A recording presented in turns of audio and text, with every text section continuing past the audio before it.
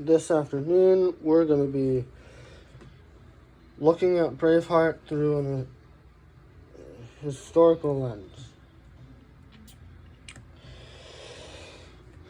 Now, this movie alone as a movie is a good movie. I covered this last part of this episode. Now we're doing this part of this episode.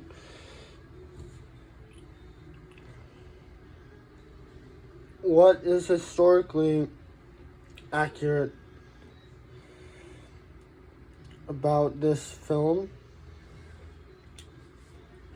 is that there was a guy named William Wallace, and he fought in the first war for Scottish independence. But this video will talk about what was wrong too.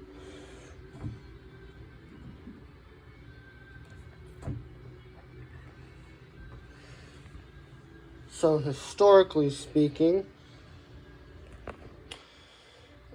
Wallace had two older brothers, not only one, two.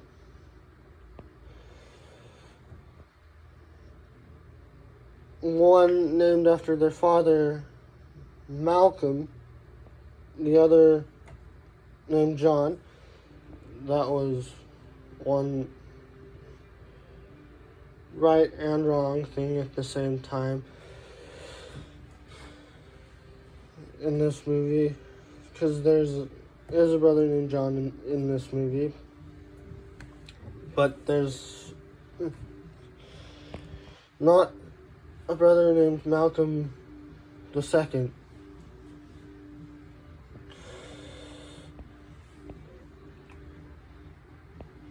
So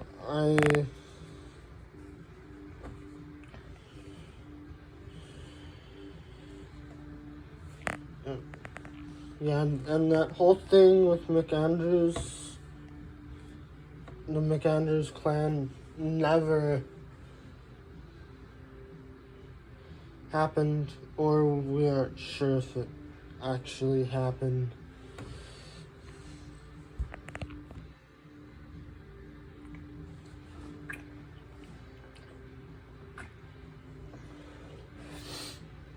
Because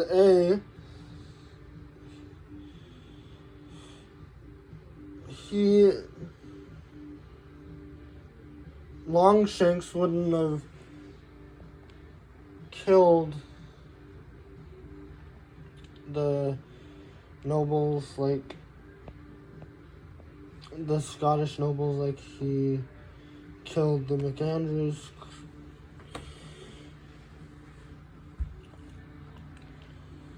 And they would have never been, the McAndrews would have never been lured into a barn to their death if they were in fact of noble blood.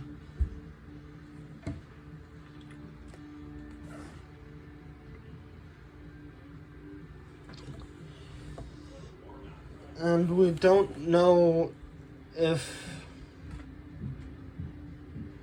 Wallace was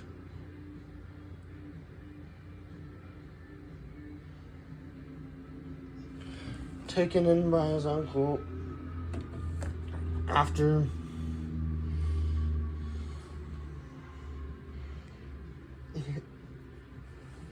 this.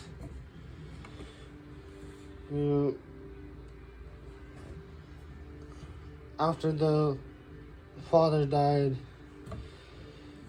we don't know if Merlin really existed. All the proof we have is a 16th century poem by none other than Blind Harry. Blind Harry. That Thing by Blind Harry tells the story of Willie Wallace. And a lot of it is specifically thrown into this movie.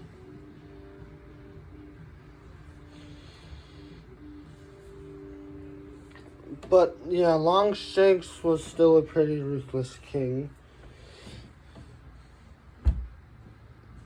That's how you make it into the history books. Being ruthless, basically, as a king. Yeah.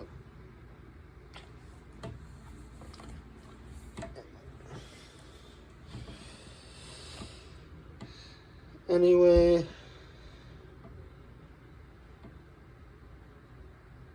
we don't necessarily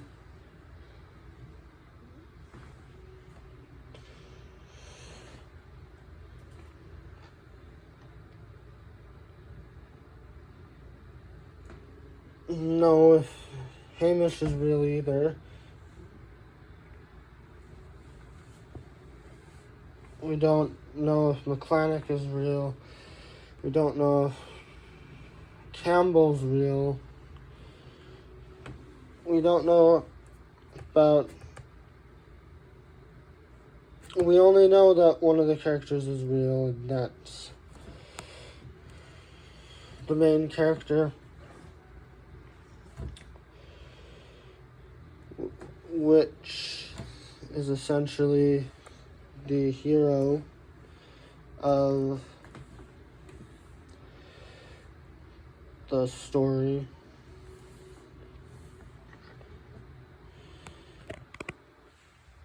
Wallace. We know Longshanks is real too.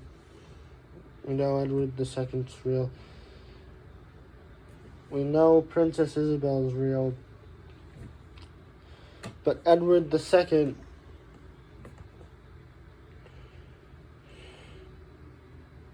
eventually did get married with Isabel, Princess Isabel. But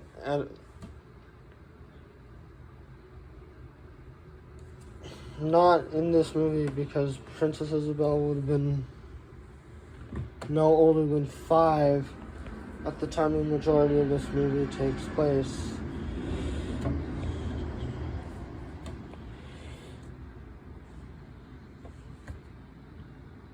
They make her about no younger than 11 years older.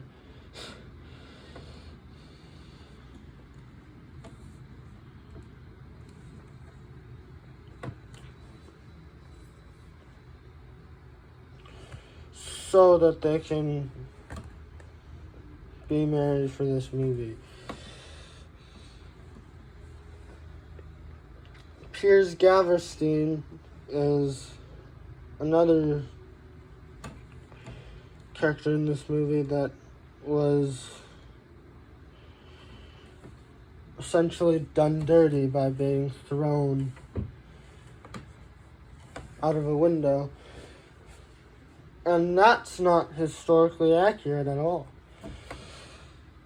Piers and Edward II would essentially be together for the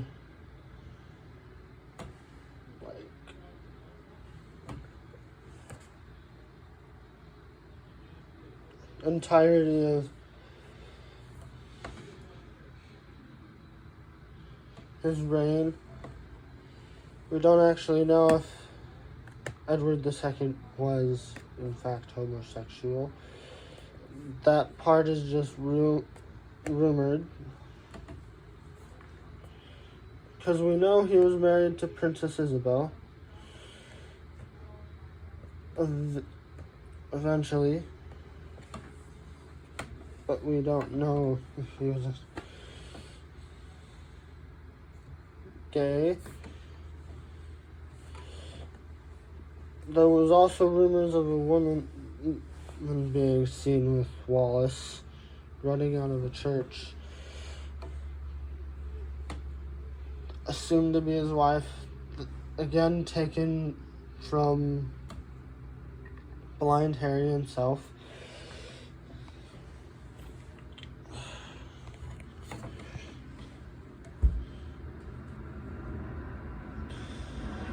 We don't even know if Prima Nocta was real, but it's certainly a possibility that it was.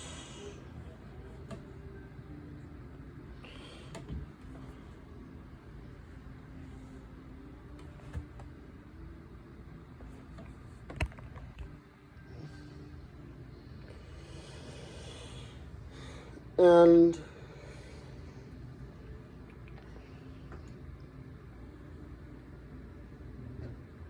yes,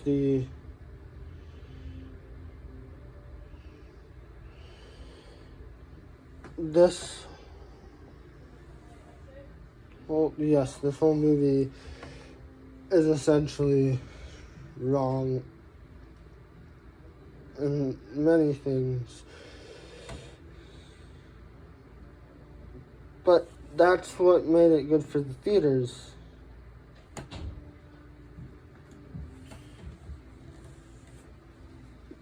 What they got wrong in this movie was that the Battle of Stirling was changed so much that it was fought on a field instead of a bridge like it was fought in history. Yes, they did win the Battle of Stirling in history, but again, who knows? Like, who knows if he was actually in love, other than Blind Harry. It's speculated that he was in love.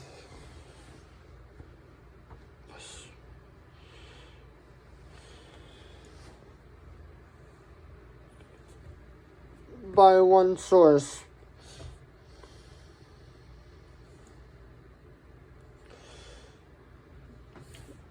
He did in fact sack York,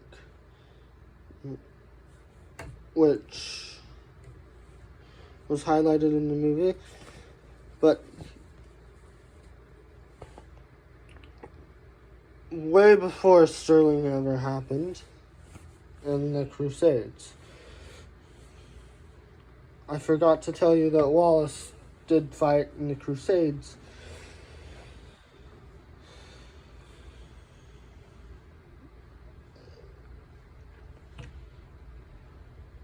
And he also fought in the War of Scottish Independence, which he led the first kind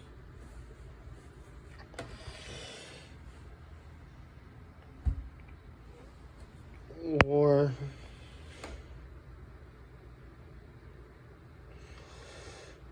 And yes, history paints him as a much taller guy, 6.5 to 7 feet tall, which was irregular for that time. 6 foot was already pretty tall for that time.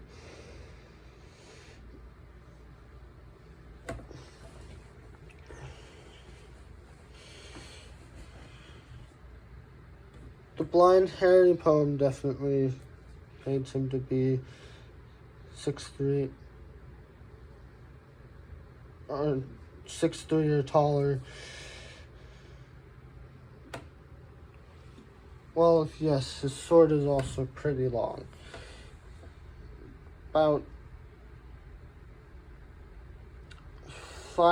It's 5.5 feet long. So longer than Aragorn's sword is in Lord of the Rings, which is pretty long for a sword to be.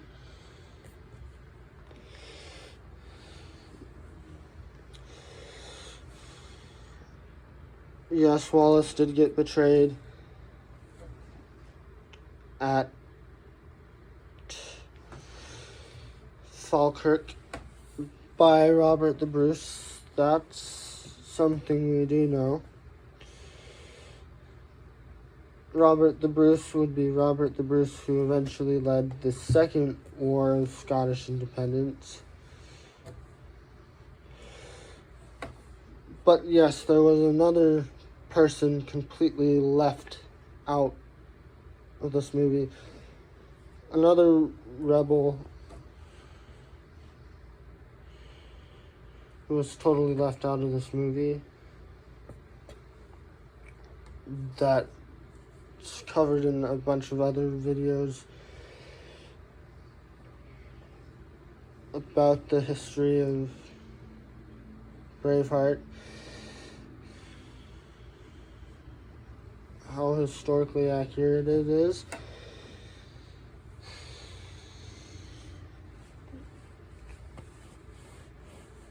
This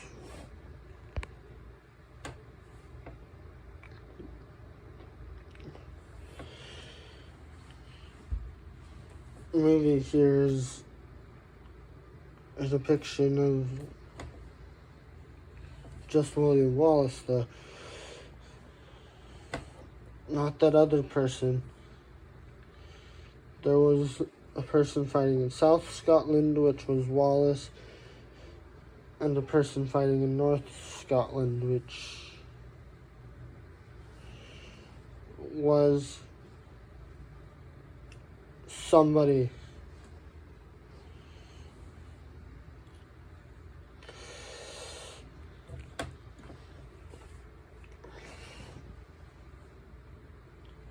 Now, talking about what they got wrong about the death of characters. They mastered Wallace's death perfectly for the screen, but in terms of his historical death, it was much, much, much more grotesque, as you would say. It was grotesque enough to the point where he was dead by the time his head was gonna get chopped off.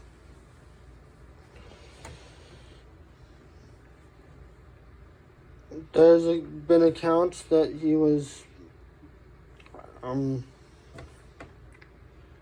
stripped, dragged by the back of a horse,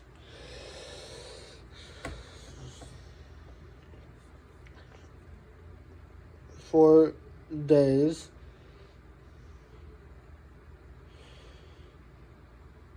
He was ranked, and we do know that.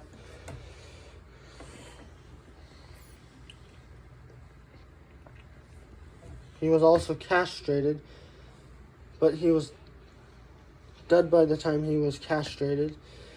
Not like his castration in the movie, which,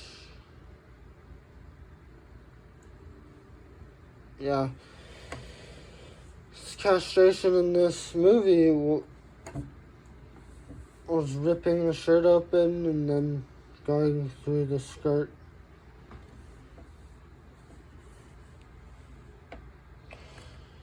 His castration was on screen and off screen at the same time, but his castration in history was way more brutal. He was obviously naked.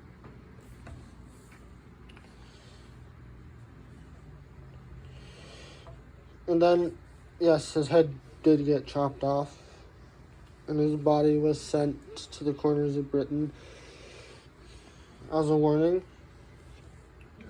But Longshanks didn't die at all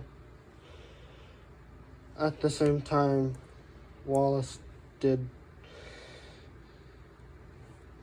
Longshanks would actually live a couple more to a few more years after Wallace's death.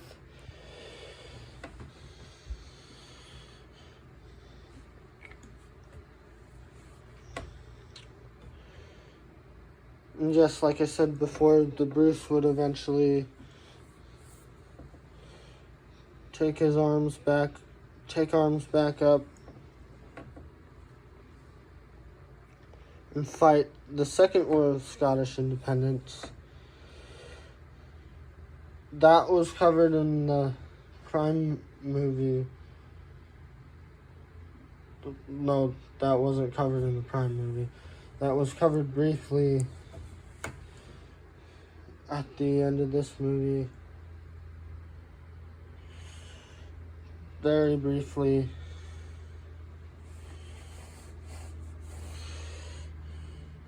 But the Bruce didn't, I don't think he said, "You've bled with Wallace, now bleed with me." That was something from the Blind Harry poem that they took for this film, this masterpiece here.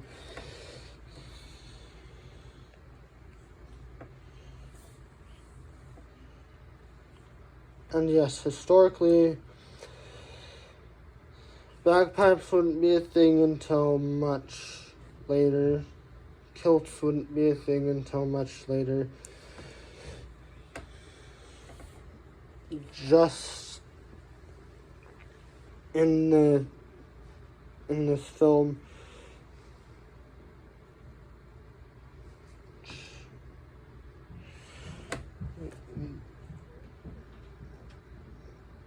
we don't even know if the character of Stephen was real, which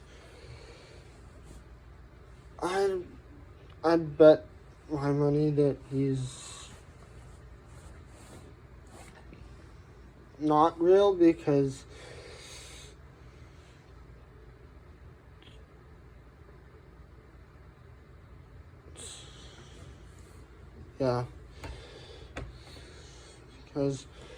but he may have been real, but he was mostly just a comedic effect in this film.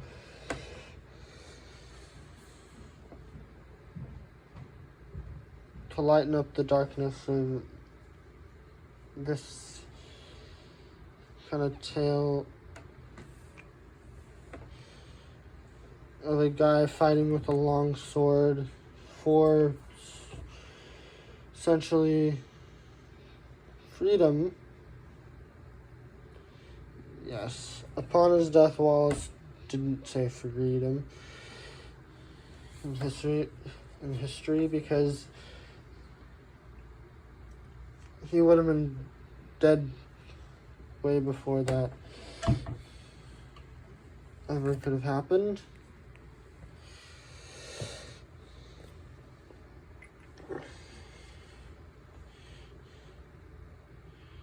Outlawed tunes on outlawed pipes, man. Good joke, but not right for when the movie took place. And Wallace was actually much richer than a commoner at the time of his death, too.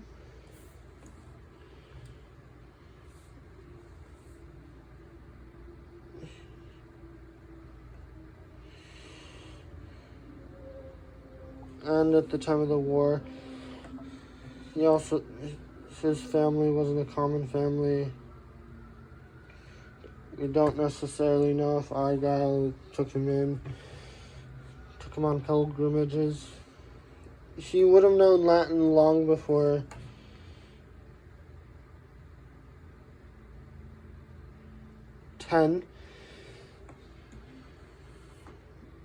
if he was rich. He would have rode a horse if he was rich.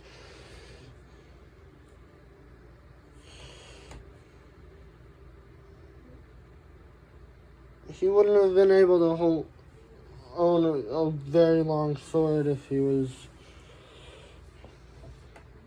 poor at that time. A lot of the things were wrong about this movie. Yes, Robert the Bruce would eventually get leprosy and die. Not Robert the 16th, Robert the 17th. The Robert the Bruce that's the secondary lead of this movie.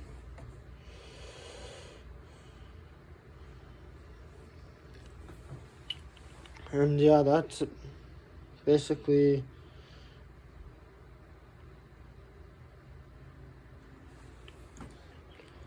all I have for you today. You can look up a bunch of other videos about the history of Braveheart. You could even look up a reading of the poem by Blind Harry if you want.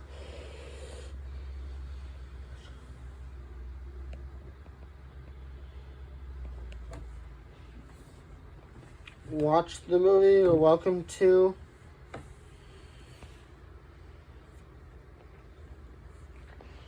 It's a cool movie. It's a long one. It's 3 hours long.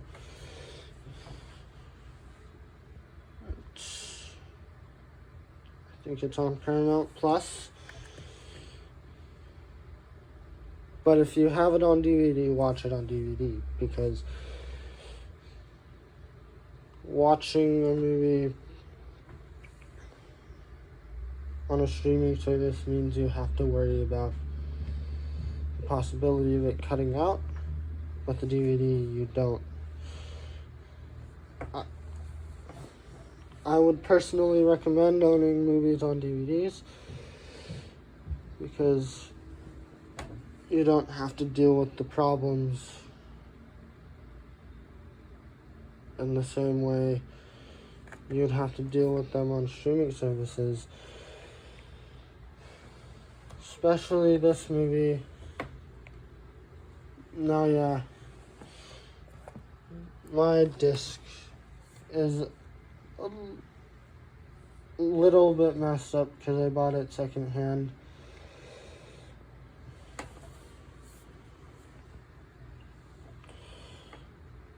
But doesn't stop me from putting it into the DVD player and, watching it, because it's still a good movie regardless of what scenes it skips.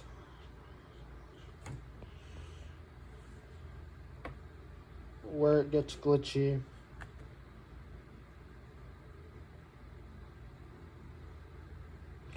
Sometimes it doesn't even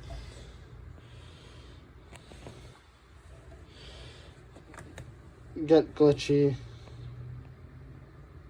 Those times I think I just get lucky or something.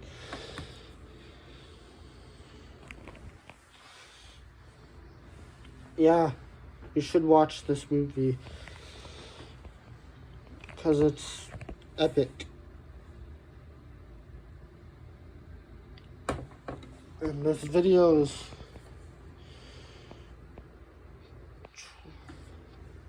already my third longest video on my channel.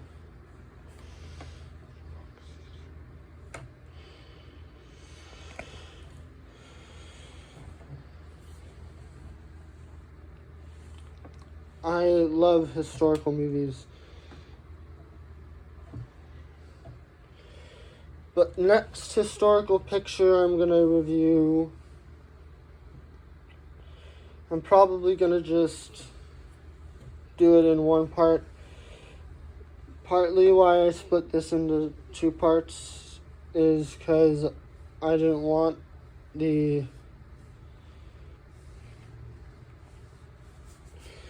video to be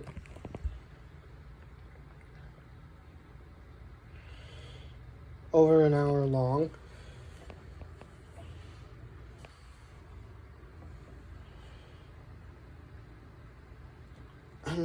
I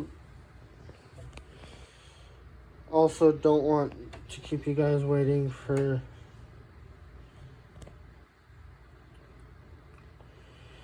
a part 2 of the next one, which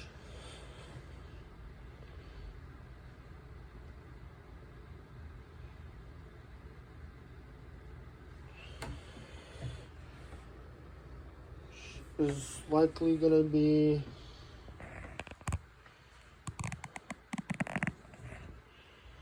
Titanic or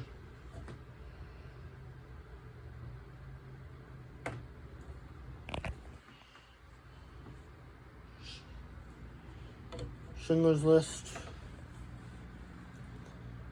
or Patton or Pearl Harbor. Comment which one you think I should do next.